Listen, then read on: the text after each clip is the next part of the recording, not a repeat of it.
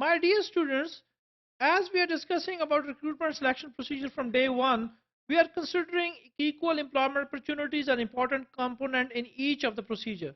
So here again in testing, we will talk about testing and equal employment opportunities because this is a very critical issues in the organization and we need to consider it. Testing and EEO requires that if test is to be used in making employment decisions, then the test must be proven as being able to predict job performance. If test is not able to predict job performance, obviously it is not good test. Then it should not be discriminatory. The test should not discriminate the individuals.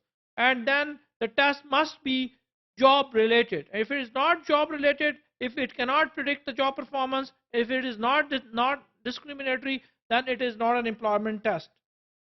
Equal employment opportunities authorities have, some countries have such kind of authorities. We also have such authorities, but they are not implementing the things in that standard which the international organizations are following. But still we need to know the standards, at least, that equal employment opportunities authorities consequently caution that any selection test used by an organization should be checked to ensure that they do not include any discrimination element. So HR managers, however, should not become over fearful of testing because of concerns about language or cultural bias. There are some language and cultural bias, but HR managers should not be fearful about such biases.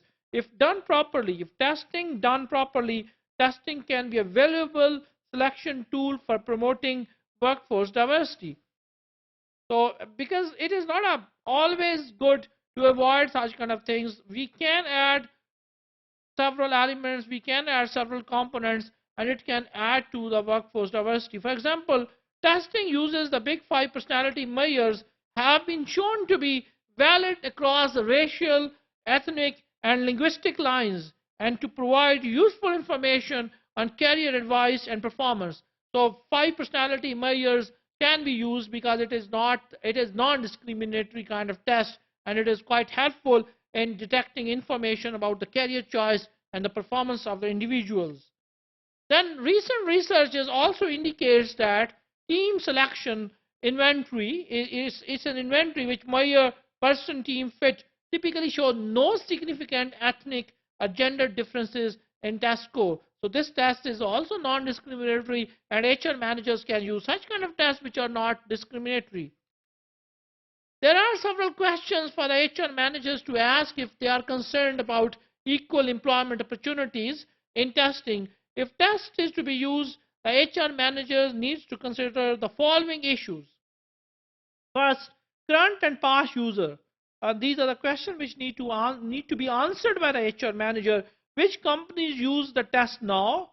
Which companies used this test in the past? But did they stop using such kind of test? Reason for stoppage of the test. What is the present user experience with the test?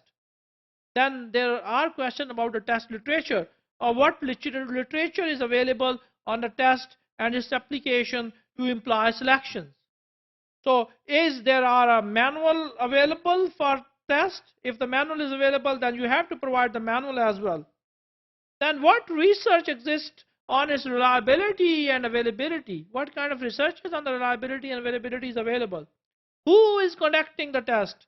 The best promoter or the independent source? If the best promoter are presenting the test, then obviously there may be something wrong, but if the independent source is there, then it is good. Then the reviewer comments. Every test must need to be reviewed and the comments need to be written. Who has reviewed the test? What they say about the test? What they exactly say about the test? Is the test listed in the standard reference source or not listed in the standard reference source? If not, why not?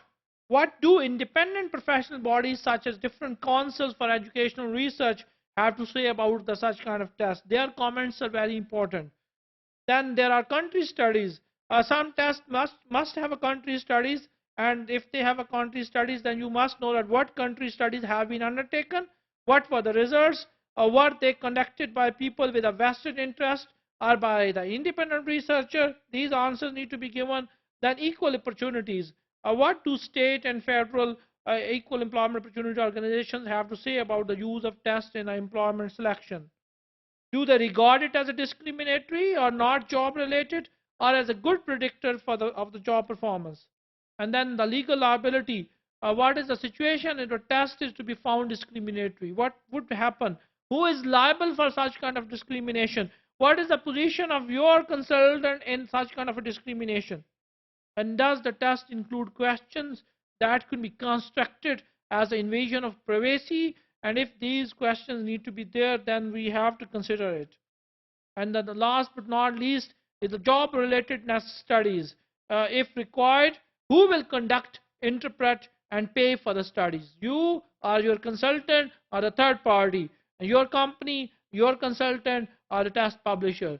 So these questions need to be answered by the HR manager if they want to make the test non-discriminatory.